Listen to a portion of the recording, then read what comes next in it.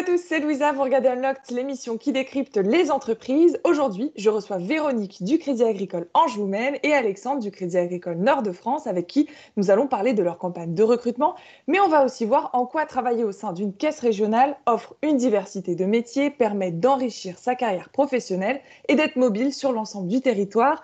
Mais avant cela, chez vous, sachez que si vous voulez retrouver davantage de contenu, tutos, vidéos sur votre insertion ou orientation professionnelle, ou si vous voulez en apprendre davantage sur les métiers et les offres disponibles, eh bien vous pouvez aller sur notre site jobteaser.com, vous abonner à notre page YouTube ou nous suivre sur notre Insta en tapant jobteaser_fr. Vous regardez Unlocked et on passe tout de suite au Pitch Minute. Bonjour Véronique, bonjour Alexandre. Bonjour Louisa, bonjour Véronique. Comment allez-vous? Très bien. Très bien et toi? Très bien, merci à vous deux, ravi d'être avec vous aujourd'hui. Alors pour vous présenter, afin que vous puissiez pitcher en une minute vos caisses régionales respectives, Véronique, tu es responsable recrutement et gestion de carrière. Tout à fait. Et quant à toi, Alexandre, tu es responsable ressources humaines. Exactement. Sans transition, Alexandre, je vais te demander le premier de nous pitcher le Crédit Agricole Nord-de-France en une minute. Est-ce que tu es prêt? Top, c'est parti. Quand tu veux. Alors, le Crédit Agricole Nord-de-France, c'est tout d'abord en fait une banque coopérative et mutualiste. C'est des valeurs qui sont très importantes pour nous. Nous sommes la banque des transitions aussi bien sociétales, environnementales, alimentaires et digitales en fait du Nord et du Pas-de-Calais. Et en tant que premier financeur du Nord-Pas-de-Calais, le Crédit Agricole Nord-de-France soutient justement activement en fait le développement de son territoire et les projets de ses clients, aussi bien particuliers, professionnels, agriculteurs, entrepreneurs et collectivités.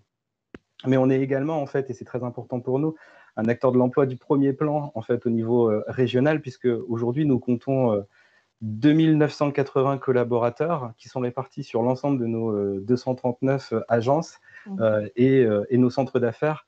Et nous avons également la particularité d'avoir 2 sièges sociaux qui viennent effectivement compléter. Et enfin, et on n'en est pas peu fiers, on est également un recruteur de proximité, puisqu'aujourd'hui, on recrute 180 talents en moyenne par an. 180 talents, et quand je dis un recruteur de proximité, j'entends par là qu'effectivement, c'est pas uniquement, en fait, on recrute pas uniquement dans les grandes métropoles, mais on recrute également en fait sur l'ensemble des territoires, et notamment les territoires ruraux du Nord et du Pas-de-Calais. Et on compte actuellement en fait 126 alternants dans notre belle caisse régionale. Merci Alexandre. Merci à toi. Vous voulez ajouter quelque chose? C'est parfait. Véronique, ça va être à ton tour. Est-ce que tu es prête? Je suis prête. C'est quand tu veux.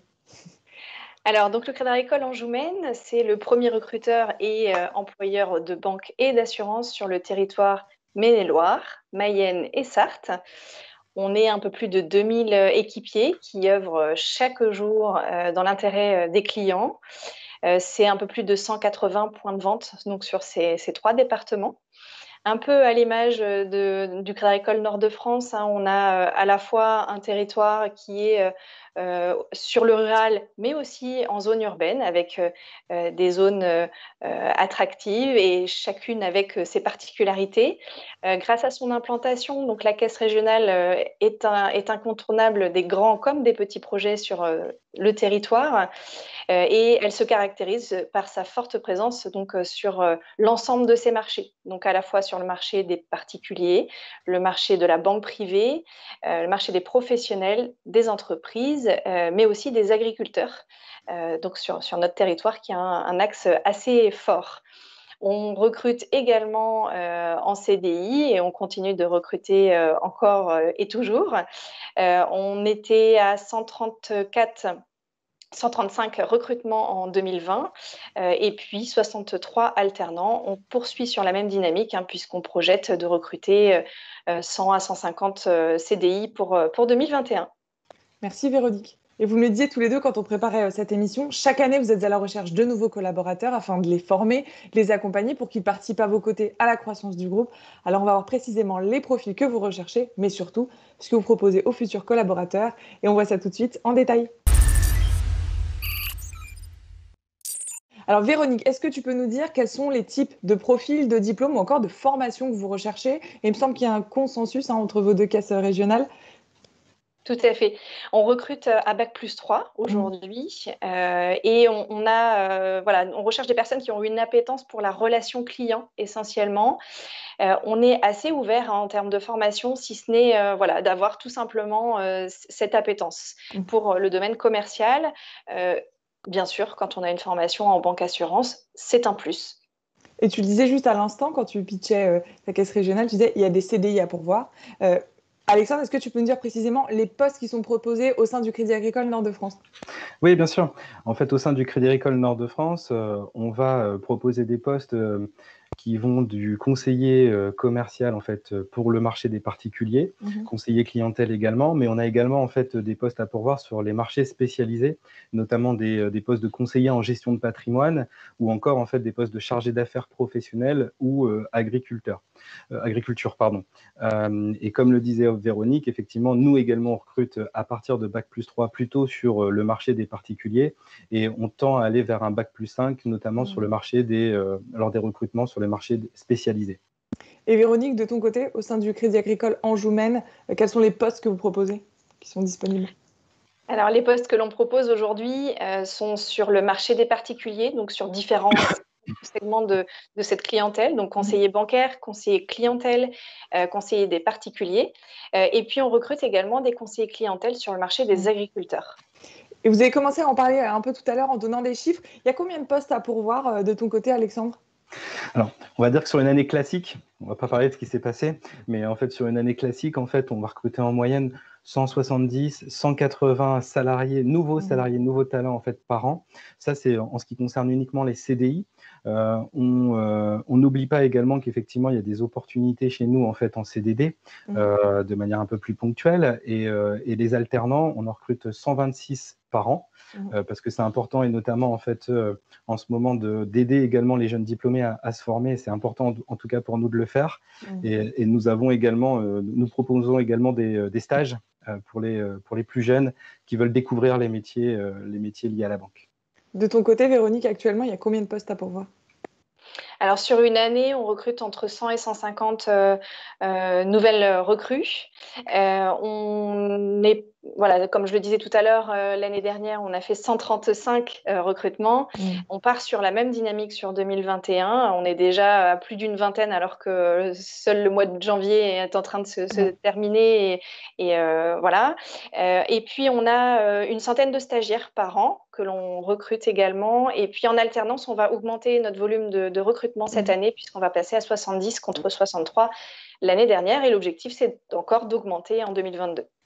Et je le disais, vous avez des besoins permanents, donc vous recrutez, les postes sont disponibles dès aujourd'hui. Est-ce qu'il existe des prérequis pour intégrer le groupe de façon générale sur vos deux caisses régionales? Il y a aussi, je disais, un consensus sur les prérequis pour intégrer le Crédit Agricole, Alexandre? Le seul prérequis qu'on a, c'est celui qu'évoquait tout à l'heure Véronique, c'est-à-dire en fait un Bac+3 en fait sur le marché des particuliers. Après, une motivation, une appétence en fait pour une fonction quand même qui reste commerciale. Après, si vous avez la motivation, ce qui nous intéresse également, c'est, je dirais en fait, ce qu'on appelle les soft skills aujourd'hui, c'est-à-dire en fait finalement votre savoir-être. C'est qu'est-ce qui vous intéresse, qu'est-ce qui vous motive, qu'est-ce qui vous pousse. Et c'est ça qu'on va chercher. Et également, ce qui est important, c'est est-ce que vous êtes proche des valeurs que nous on porte, c'est-à-dire les valeurs mutualistes. Et si on détecte ça et avec la motivation, on vous donnera votre chance. Et tu peux nous expliquer comment se passe le process d'embauche? Oui, bien sûr. Généralement, il se passe bien. C'est-à-dire qu'en fait, il y a plusieurs étapes en fait dans ce process d'embauche. La première étape, c'est tout d'abord en fait un sourcing, notamment qui est effectué par l'équipe RH, avec une présélection téléphonique en fait, ce qui est relativement classique. Si la présélection téléphonique se passe bien, en fait, là, en fait, vous êtes convié à un entretien de recrutement directement avec l'un des salariés en fait du pôle RH. Et dans le même temps, on vous envoie également un test. Alors en fait, quand je dis un test, en réalité, c'est des tests. C'est-à-dire, il y a 3 tests. Il y a un test de personnalité, parce qu'on vient de le dire, en fait, c'est hyper important pour nous, un test de motivation et un test d'aptitude, qui nous permet effectivement en fait, de compléter l'avis qu'on pourrait avoir sur vous et qui vous permet également d'avoir un regard en fait, sur, de peut-être permettre aux salariés, enfin en tout cas aux candidats plutôt, de mieux se connaître. Et ensuite, si ça se passe bien, si vous êtes validé, vous allez rencontrer directement un manager en fait en agence. Et à l'issue de ça, on confronte nos points de vue avec le manager. Et puis ensuite, bienvenue chez nous si ça match. Et il y a un point que je voudrais rajouter qui est important pour nous, c'est également en fait le débrief des candidats, c'est-à-dire que vous soyez embauché ou non, en tout cas en fait on met un point d'honneur à faire un débrief aux candidats pour leur expliquer quelles ont été les raisons. Si c'est positif, quelles ont été les raisons qui nous ont poussé et conduit à émettre cet avis, et si c'est négatif, on vous explique pourquoi également. Donc c'est toujours positif qu'on soit recruté ou pas finalement. Ça permet de les enrichir et de progresser. Véronique, de ton côté, au Crédit Agricole Anjoumen, est-ce qu'il y a des nuances sur le processus d'embauche? Alors, on a beaucoup de points communs. Les petites nuances qu'on peut avoir, c'est que nous, on fait essentiellement une présélection en vidéo différée qui se fait au niveau de l'équipe RH, donc recrutement et gestion de carrière. De temps en temps, on peut avoir de l'entretien téléphonique, mais le plus souvent en vidéo différée. Ensuite, on a un entretien qui est conjoint pour le coup, entre une personne de l'ARH et un manager recruteur, et qui peut être un manager recruteur, peu importe, qui n'est pas forcément celui que vous aurez en tant que manager par la suite. On a en fait des managers recruteurs dédiés pour cette activité. Donc, on a un entretien conjoint et pendant cet entretien, on débriefe aussi un test de personnalité qui est réalisé en amont de l'entretien. Donc, à la fois un test de personnalité et un test cognitif. Là aussi, c'est intéressant pour aller un petit peu plus loin dans l'échange et mieux comprendre le fonctionnement de la personne. On le regarde aussi beaucoup pour regarder la capacité à évoluer dans l'entreprise, à se projeter. Et puis prochainement, on va aussi mettre en place le test Voltaire, qui est connu et passé dans beaucoup d'universités et d'écoles aujourd'hui. Pourquoi en fait on souhaite le mettre en place? C'est qu'aujourd'hui, on est de plus en plus dans une relation écrite entre nos conseillers et nos clients, que ce soit par mail, par chat, etc. Et donc, il est important que nos conseillers puissent bien s'exprimer et bien écrire. Donc, on fera passer désormais ce test-là. Pour ceux qui n'ont pas connaissance du test Voltaire, est-ce que tu peux nous préciser sur en quoi il consiste? En fait, c'est tout simplement des propositions de phrases que vous avez et vous devez corriger en fait la phrase qui apparaît devant vous.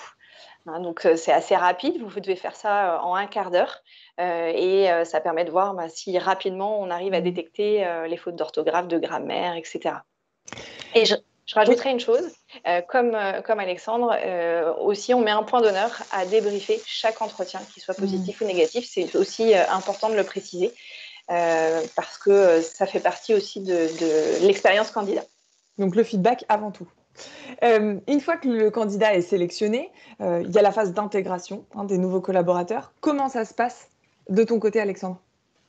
Alors, il y a déjà l'accueil, c'est super important pour nous. Du coup, en fait, il y a un accueil, en fait, bien évidemment individualisé par le directeur d'agence dans lequel le salarié va être rattaché. Il y a un accueil du directeur, mais également en fait de l'ensemble des collaborateurs de ce point de vente. Il y a également en fait tout un suivi, bien évidemment, sur les premières semaines, un accompagnement et un suivi très régulier en fait qui est organisé par le directeur, mais également en fait par la RH pour voir en fait si tout se passe bien, s'il n'y a pas de questions spécifiques, si en fait l'intégration est au rendez-vous, en fait, en tout cas est satisfaisante pour le nouveau salarié. Et puis très rapidement, en fait, on va basculer vers une phase de formation. Tout d'abord, en fait, à travers 3 jours d'intégration, parce que 3 jours d'intégration où le salarié va avoir l'opportunité de rencontrer l'ensemble, en tout cas une bonne partie des services du siège qui vont se présenter, qui vont lui expliquer également en fait le mode de fonctionnement de notre caisse régionale, et puis ensuite basculer vers les formations qui sont plus spécifiques à son métier, qui sont plus réglementaires également. Donc il y a toute cette phase-là. Et on a la chance également en fait au Crédit Agricole Nord-de-France d'avoir ce qu'on appelle une agence école, et qui nous permet effectivement de mettre en situation, de proposer des scénarios effectivement de mise en situation à l'ensemble de nos nouveaux salariés pour les mettre en confiance et puis pour les projeter, je dirais, en fait, dans leur futur cadre et leur futur métier. Et pour parler d'intégration, de ton côté, Véronique, tu me disais qu'il y a vraiment une formation qui est conséquente au sein du Crédit Agricole Anjoumen. Tu peux nous en dire plus? Oui, tout à fait. On intègre nos collaborateurs en agence dans un premier temps. C'est le rôle du directeur d'agence d'accueillir sa nouvelle son nouveau conseiller, accompagné de son équipe, puisque les conseillers vont aller en binôme en entretien avec eux pour comprendre un petit peu la démarche dans la relation client. Et puis, on a effectivement 30 à 40 jours de formation délivrés sur la première année. Donc, c'est un bon investissement en formation pour nos nouvelles recrues. Et puis, on peut être amené à avoir des formations sur des thématiques sur la relation client, comment j'aborde mon client, comment je découvre ses projets pour lui faire après des propositions en adéquation, et puis sur les produits également, sur les process et sur le réglementaire. On peut être amené à faire ces formations, surtout depuis 1 an, en distanciel. C'est énormément développé parce qu'on a souhaité continuer à les former. Et puis, notamment sur les formations démarche commerciale, là, c'est plus simple de le faire en présentiel. Donc, on essaye de maintenir ces formations-là en face à face. Et puis, ils sont amenés également à faire des immersions dans nos agences multimédia et agences assurance en ligne pour comprendre la démarche relation client à distance. Et tout à l'heure, je parlais de perspectives d'évolution. Qu'en est-il de la gestion de carrière de ton côté, Véronique? Comment est-ce que vous accompagnez les collaborateurs? Alors, le premier interlocuteur RH, c'est le manager finalement. Donc, c'est lui qui, déjà 1 fois par an, va pouvoir évoquer le projet professionnel du salarié lors de son entretien annuel. Et puis, bien sûr, on accompagne aussi les collaborateurs au niveau RH. Alors, la gestion de carrière, on parlait de l'intégration tout à l'heure, mais elle commence déjà dans l'accompagnement de l'intégration par le chargé RH. Et puis, tout au long de la carrière, on peut être amené à faire des points réguliers avec les collaborateurs, soit à leur demande ou à des moments précis de leur parcours professionnel. Et puis, on a des temps forts aussi chaque année au moment de la revue des effectifs, où on peut être amené à aborder des plans de succession, les situations de certains collaborateurs pour envisager l'avenir. Ce qu'il faut retenir dans la gestion de carrière, du parcours professionnel, c'est aussi qu'il faut être acteur de son propre parcours. C'est important.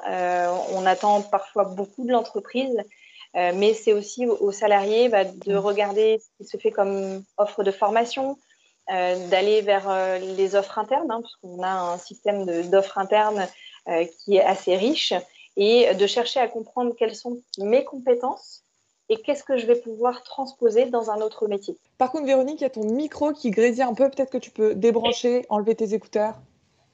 En attendant, Alexandre, je reviens vers toi. Est-ce que tu peux nous dire comment se passe l'accompagnement des collaborateurs au sein du Crédit Agricole Nord-de-France?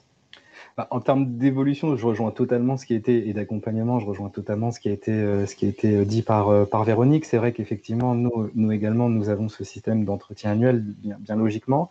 Une revue d'effectifs également qui est menée en fait chaque année. Juste un chiffre en fait, et c'est important de le préciser, on a environ 700 mobilités internes par an au sein du Crédit Agricole Nord-de-France, ce qui est quand même assez conséquent, et ce qui effectivement permet d'avoir des perspectives en fait nombreuses de par la diversité des métiers que j'évoquais tout à l'heure en fait lors de la présentation. Et systématiquement, quand je pense en fait aux perspectives d'évolution, je pense également chez nous, par exemple, à Philippe qui a commencé en fait en tant qu'assistant clientèle et qui a évolué jusqu'à un poste de directeur de région. Je pense à Katia également en fait qui était sur le marché des particuliers, qui est devenu manager et qui aujourd'hui, à l'issue d'une formation après son master pro, a souhaité repartir en fait sur le marché des professionnels. Donc les perspectives d'évolution, elles sont nombreuses. Il faut y être acteur en fait en tant que salarié, et nous en tant que responsable ressources humaines, on est là également pour accompagner ces perspectives d'évolution, pour faire en sorte de concrétiser ces projets-là. Et c'est pour ça qu'en fait, on a des solutions également en interne en fait pour pouvoir, on va dire, tester entre guillemets les métiers, comme par exemple des Vie ma vie, des mises en contact avec d'autres services. Et on est vraiment partie prenante, je dirais, dans l'accompagnement des projets, des trajectoires professionnelles de chaque salarié au sein de la caisse régionale. Et est-ce que ça veut dire, Alexandre, qu'on a plus d'opportunités d'évolution et de mobilité lorsque l'on exerce en région?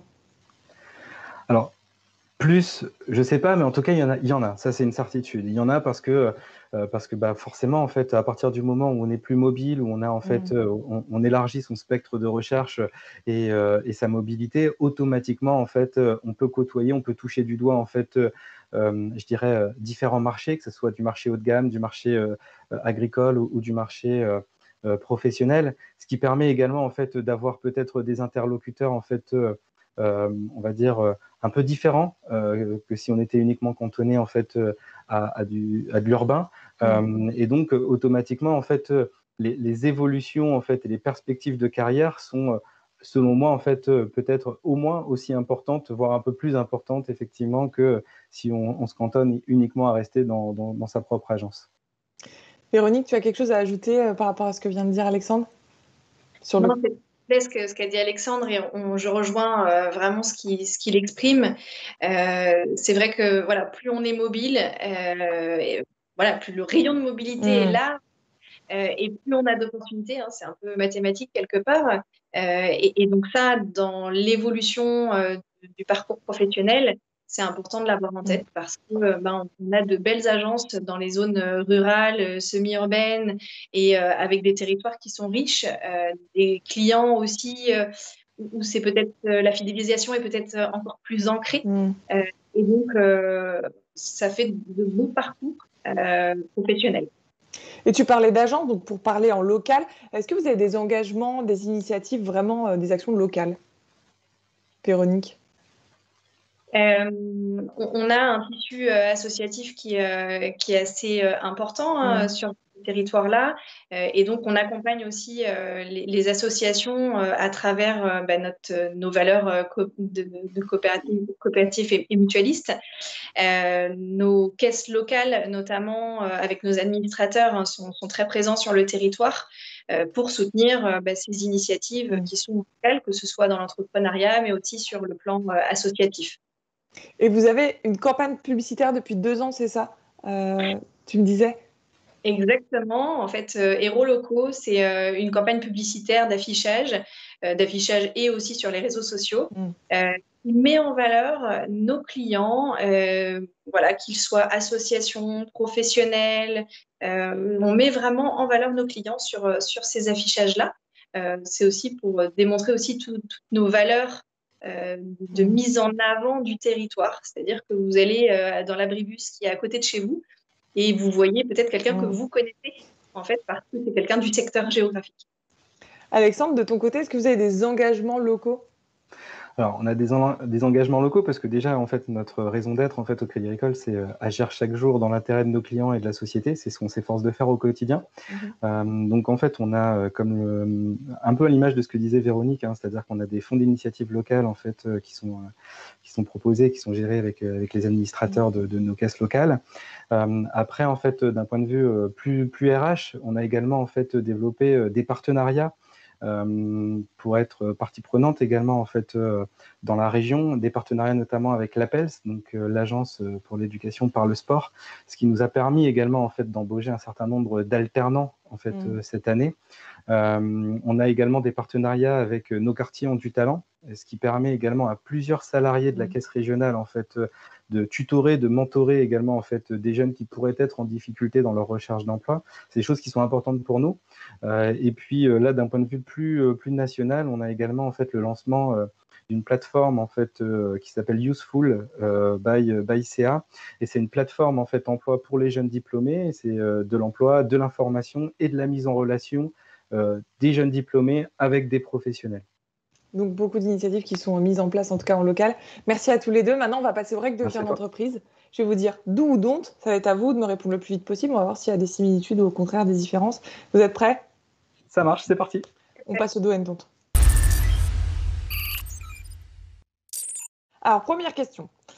Do ou don't tutoyer en entretien? Don't. Donc, on attend que le RH ou la RH commence à parler pour voir le ton à prendre, ou c'est vraiment, on va dire, lié à la possibilité du collaborateur de tutoyer ou pas?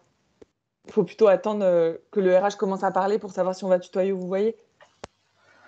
Alors, je pense que mieux vaut pas prendre de risques. Après, c'est le conseil que je donnerais en fait. Mieux vaut pas prendre de risques, c'est-à-dire que effectivement, quand on arrive en entretien de recrutement, on est dans un univers qu'on connaît pas forcément, on connaît pas peut-être encore les codes effectivement de cet univers, donc automatiquement, mieux vaut pas prendre d'initiative sur du tutoiement. En tout cas, en fait, dans notre secteur d'activité. Peut-être que dans d'autres secteurs d'activité, ça peut être différent, mais dans notre secteur d'activité, vouvoiement, on vous conseille le vouvoiement.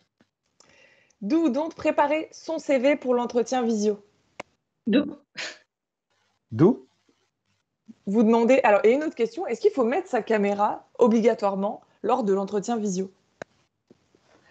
Oui. Moi, je dirais que oui. C'est plutôt conseillé, en tout cas pour commencer à créer une relation? Bah, tu veux y aller, Véronique, ou? Oui, c'est vrai que c'est important en fait. Dans le visage, on exprime énormément de choses. Et d'ailleurs, dans le contexte actuel, on n'en a pas trop parlé, on n'appuie pas forcément dessus, mais dans le contexte actuel, moi, je préfère voir les candidats en visio parce qu'on n'a pas le masque, plutôt que de les avoir en face de moi avec le masque. Parce qu'on perd vraiment une partie des expressions. Et dans l'entretien, c'est important. Prendre une décision derrière, ça a son importance. Je rejoins tout à fait ce qu'a dit Véronique. La communication non verbale, c'est hyper important en entretien, dans notre prise de décision. Donc, c'est effectivement totalement fondamental d'ouvrir sa caméra comme on le fait aujourd'hui pour pouvoir avoir cet échange beaucoup plus visuel. On parlait du CV, autre question, d'où ou dont rédiger une lettre de motivation? D'où? Est-ce qu'elle est obligatoire, cette lettre de motivation? Non. Alexandre. Je me lance. Allez, chez nous, on va dire qu'elle n'est pas obligatoire. C'est-à-dire qu'en fait, on va pas vous retirer du process parce que vous n'avez pas écrit de lettre de motivation. Elle peut nous donner des indications, comme le disait tout à l'heure en fait Véronique, de par le test Voltaire qui a été mis en place en fait au sein de la Caisse régionale Anjou-Maine. Ça nous donne des indications en fait sur le niveau de syntaxe, sur l'aisance rédactionnelle. Donc c'est toujours un plus, je dirais. Maintenant, en fait, on s'arrête pas à la rédaction ou la non-rédaction d'une lettre de motivation pour recruter. Non, certainement pas. Véronique? Je partage complètement. On est vraiment dans cette lignée. D'où ou dont poser des questions et prendre des notes durant l'entretien? D'où? Est-ce que ça peut faire la différence d'une candidature à une autre? Je pense que ça peut faire la différence d'une candidature à une autre parce que ça envoie un message en fait en entretien. Ça envoie le message qu'effectivement vous êtes attentif à ce que votre interlocuteur vous dit, vous êtes attentif également et que vous êtes intéressé à ce qu'il raconte. Et puis ça fait preuve de professionnalisme également. C'est-à-dire que, et notamment peut-être pour on va dire des plus jeunes, ça peut être également rassurant pour certains recruteurs de se dire qu'il y a déjà une attitude professionnelle en entretien de recrutement. Quelque part, ça dénote un petit peu aussi de est-ce que je suis allée rechercher des informations? Est-ce que je me suis intéressée réellement au poste sur lequel je postule et à l'entreprise? Est-ce que j'arrive donc déjà préparée? D'où donc travailler son body language pour l'entretien? Alors, si tu entends par body language, en fait, la communication non verbale, et c'est ce qu'on évoquait tout à l'heure, notamment en fait, avec l'ouverture ou pas en fait, de la caméra lors des entretiens. Je crois que la communication non verbale, si je me fie aux statistiques, c'est 60 à 80% de la communication entre toi et moi en entretien de recrutement. Donc, automatiquement, en fait, c'est hyper important de le travailler lors de l'entretien. Peut-être même davantage maintenant que les entretiens se font à visio, puisque c'est la seule chose qu'on voit finalement. Ouais, totalement. Véronique, tu voulais préciser? Non, c'est vrai que c'est important, et puis même de soigner aussi son faciès, mais aussi son environnement. C'est bien noté. D'où donc utiliser les réseaux sociaux pour postuler? D'où?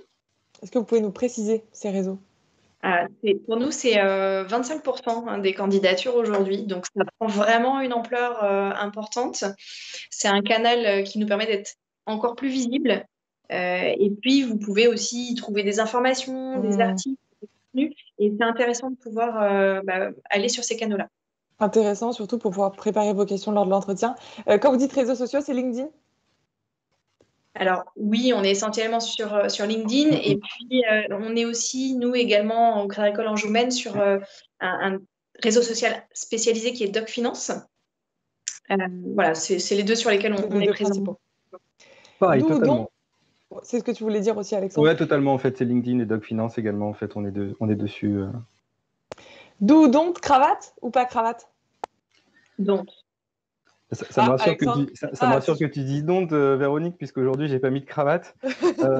Non, il n'y a aucun problème. En fait, vous pouvez venir en entretien en fait, sans cravate. Encore une fois, on ne vous jugera pas uniquement en fait, sur le port ou non de la cravate.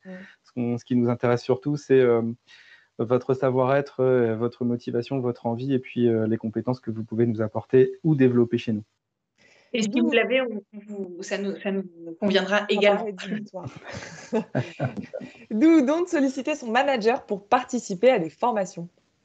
D'où. Donc, il y en a qui sont, on l'a compris, obligatoires. C'est un passage de formation. Est-ce qu'ils donc peuvent être à l'initiative de demander des formations ? Oui, c'est un vrai moyen pour développer ses compétences, pour pouvoir aller vers d'autres métiers. Et donc, c'est important d'être acteur, notamment sur cette partie. Et alors, tu me facilites la transition avec l'autre question. D'où donc demander à découvrir un autre service. D'où ?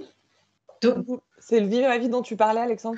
Oui, c'est le Vimavis dont je parlais. C'est également en fait s'intéresser au-delà même, c'est s'ouvrir entre guillemets les chakras, c'est s'intéresser à la vie tout simplement de l'entreprise, aux perspectives. Tout à l'heure, on parlait de perspectives de carrière, ça passe aussi par là, ça passe aussi par s'intéresser à ce que font en fait ses collègues, proches ou moins proches d'ailleurs, pour mieux comprendre le fonctionnement de l'entreprise et puis s'ouvrir par la suite en fait des possibilités et des perspectives de carrière qui peuvent être tout à fait intéressantes et pertinentes. Ça permet aussi d'appréhender l'écosystème de l'entreprise. Exactement. D'où donc exprimer une frustration à son manager. D'où. Alors comment on fait ? Comment s'y prendre ? Qui contacter en premier ? Je pense qu'il faut le faire de manière très... Alors, pardon, vas-y Véronique, je te laisse la parole. Non, après, oui, il faut... Déjà, c'est poser les choses, prendre du recul soi-même, tenter en tout cas de prendre du recul. Et c'est important de pouvoir exprimer à son manager les frustrations qu'on peut avoir et voir avec lui comment justement faire tomber ces frustrations. C'est parfois le manager qui peut donner du sens ou sur un fonctionnement dans l'équipe. Voilà, déjà commencer à trouver une solution avec le manager. Voilà. C'est déjà une... Je rejoins ce que Véronique a dit également.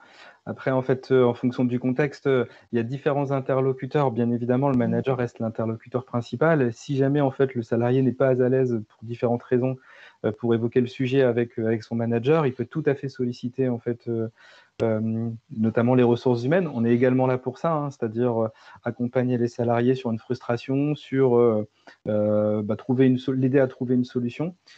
C'est également notre rôle et on y est très attaché, donc il ne faut pas hésiter également à nous solliciter si besoin. Merci à tous les deux. Il va maintenant nous rester 3 minutes ensemble, ça va être votre mot de la fin. Et pour ça, on passe au last but not least. Alors, c'est votre mot de la fin, votre carte blanche. Qui veut commencer ? Alexandre, Véronique ? Allez, je me lance. Allez, vas-y, Véronique. Alors, si vous avez cette appétence pour la relation client, si vous avez envie de justement de travailler en banque, peut-être que vous n'aviez pas cette idée-là, mais on peut étudier votre candidature. En tout cas, n'hésitez pas à postuler et vous aurez de belles perspectives d'évolution sur notre territoire au Crédit Agricole Anjou-Maine, donc Maine-et-Loire, Sarthe et Mayenne. Voilà, donc n'hésitez pas, cliquez et venez intégrer nos équipes. Alexandre ? Alors, rejoignez-nous en fait parce que on a de nombreuses opportunités d'emploi comme on l'a vu tout à l'heure. 2, en fait de belles perspectives d'évolution au sein de nos caisses régionales respectives. 3, on a une vraie politique de formation et d'accompagnement. Juste pour vous donner un chiffre, en fait très rapidement, on investit plus de 8% de notre masse salariale en fait dans la formation au sein de notre caisse régionale. Donc c'est vraiment quelque chose de très important pour nous et l'accompagnement l'est tout autant. L'accompagnement par les managers, par les RH également, pour responsabiliser les collaborateurs dans l'optique justement en fait de les faire évoluer au sein de notre caisse régionale. Et puis le dernier point, c'est je mettrai également en avant la bienveillance des managers, qui permet également de favoriser l'épanouissement personnel du salarié et la possibilité également de développer de nouvelles compétences au sein de notre caisse régionale. Donc je rejoins Véronique, cliquez, n'hésitez pas, rejoignez-nous. Et chez vous, justement, pour cliquer, vous pouvez aller sur jobteaser.com, sur le site Crédit Agricole Nord de France en tapant recrutement.ca-nordefrance.fr. ou pour le Crédit Agricole Anjou-Maine, vous tapez ca-recrute-anjou-maine.fr. Merci à tous les deux de nous avoir partagé les coulisses de vos entreprises, mais surtout d'avoir donné tous ces conseils aux étudiants et aux jeunes diplômés. Je vous dis à très bientôt. À bientôt, Louisa. Merci beaucoup. Et chez vous, comme d'habitude, je vous donne rendez-vous très vite pour une nouvelle émission. Courage pour la suite.